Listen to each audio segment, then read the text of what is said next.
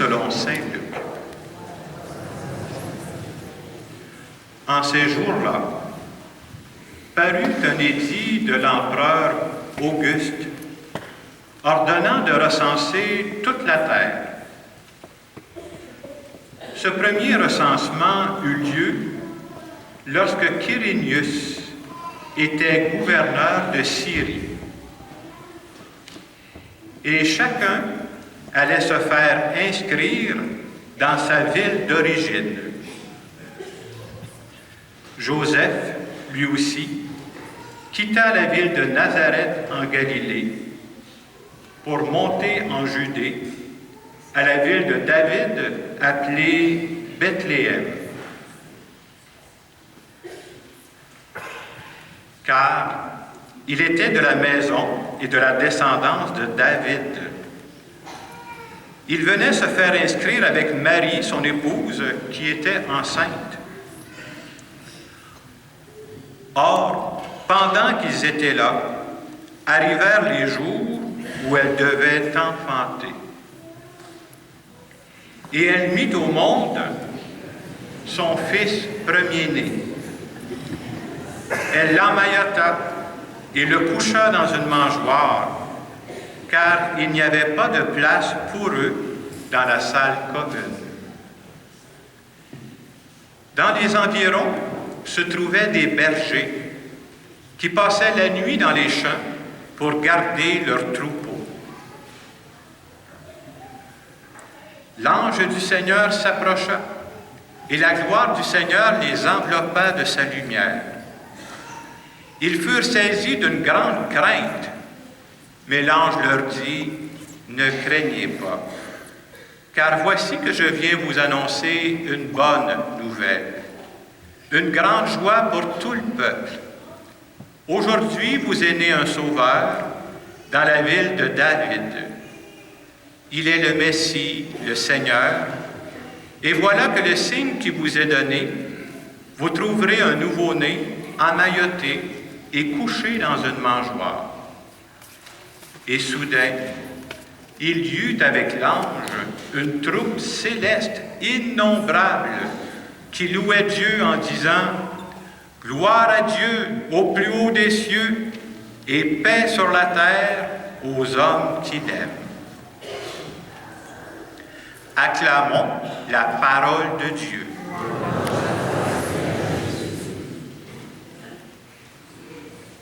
On peut aussi acclamer nos jeunes, je pense.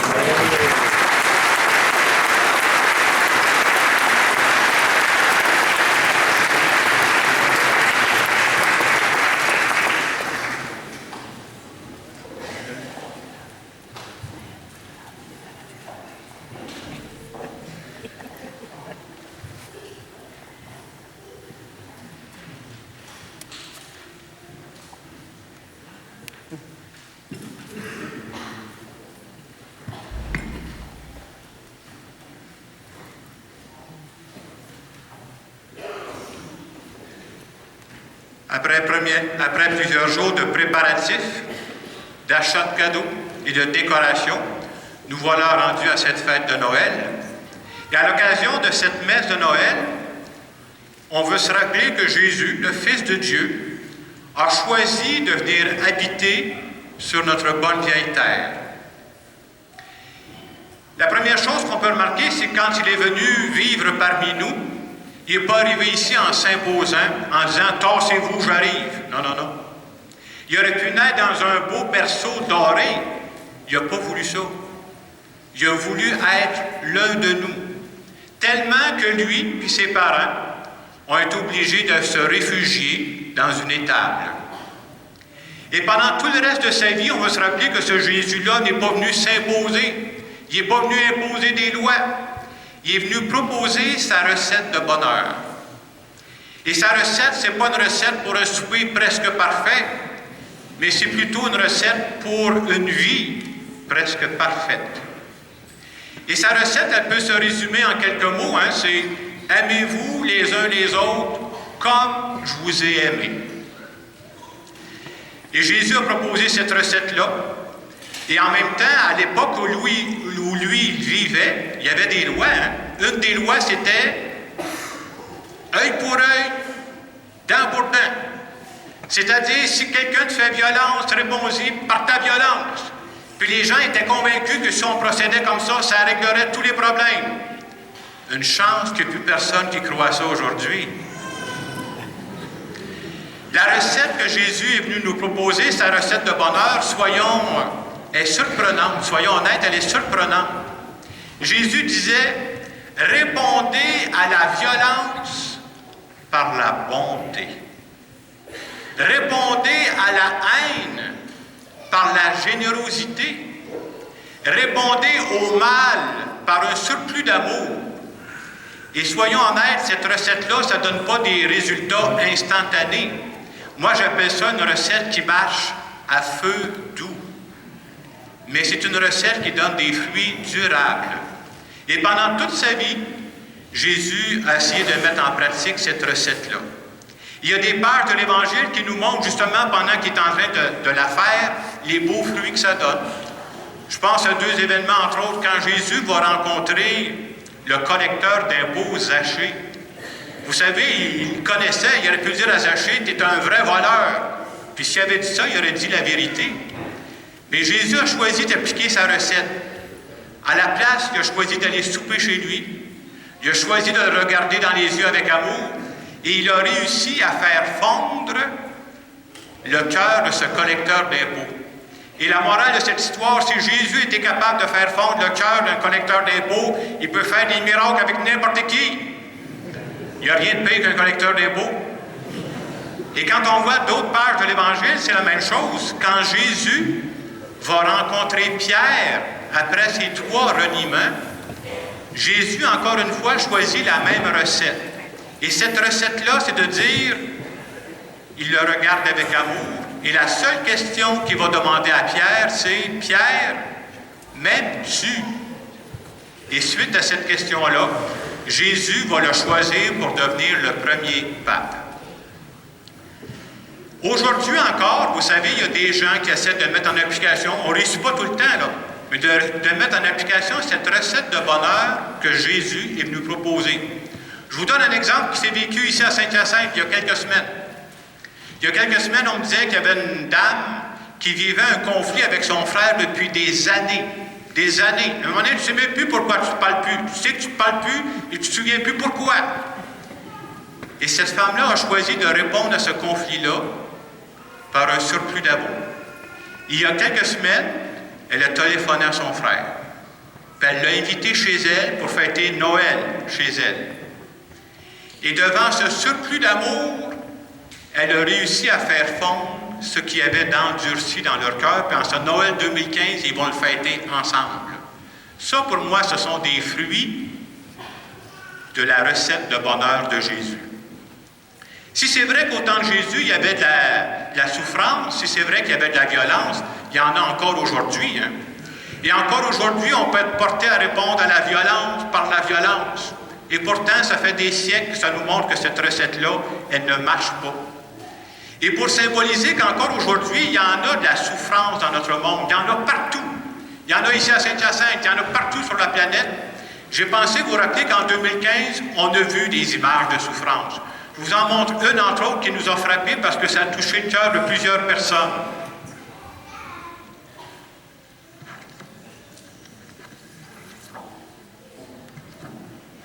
On a tous vu passer à la télévision, hein, cette image si triste de ce jeune Syrien mort, abandonné le long de la plage. Et quand on voit des images comme celle-ci, ça nous rappelle que le cœur humain est capable de faire des merveilles. Moi, j'en suis convaincu. Et le même cœur humain est capable de faire les pires choses aussi. C'est pour ça que c'est important de choisir la vraie recette. La recette du bonheur.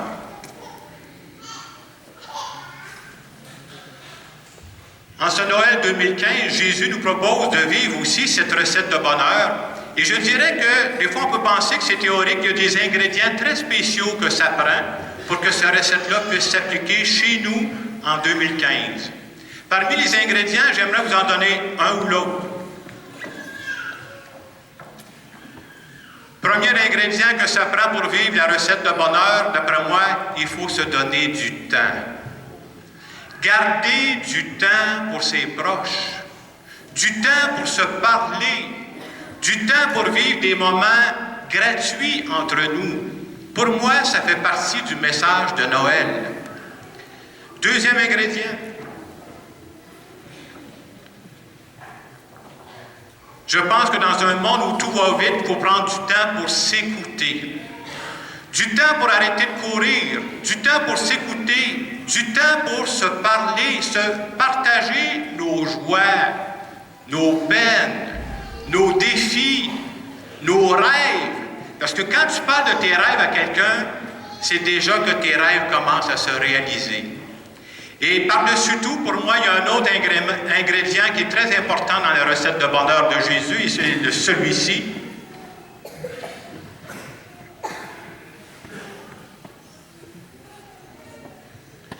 C'est un ingrédient très abondant, c'est l'amour.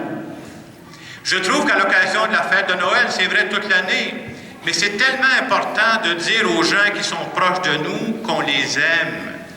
Ce n'est pas suffisant de le penser, on a besoin de l'entendre. C'est important de dire aux personnes qui sont tout près de nous, si tu n'étais pas dans ma vie ne serait pas pareille. C'est important de dire une chance qu'on sort.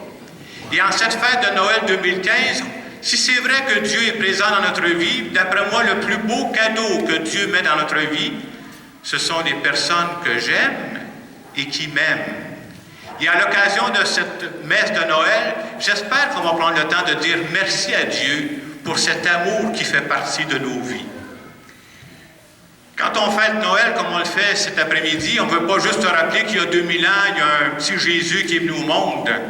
On veut se rappeler que ce Jésus-là, nous croyons qu'il est venu sur terre, qui est mort, qui est ressuscité et qui est vivant aujourd'hui. Et à chaque fois que chacune d'entre nous, on essaie de mettre en pratique sa recette de bonheur, moi je pense qu'il travaille à nos côtés. Et quand il travaille à nos côtés, il travaille avec nous pour bâtir un monde meilleur. Alors juste avant de continuer notre célébration, je vous invite à prendre un moment de silence. On pourrait se demander cette recette de bonheur que Jésus nous propose, de répondre à la vie par la bonté, de répondre à la vie par la générosité, de répondre à la vie par l'amour. Comment, moi, je peux vivre ça dans ma vie, et spécialement en cette fête de Noël? On se donne quelques secondes pour en parler avec Dieu.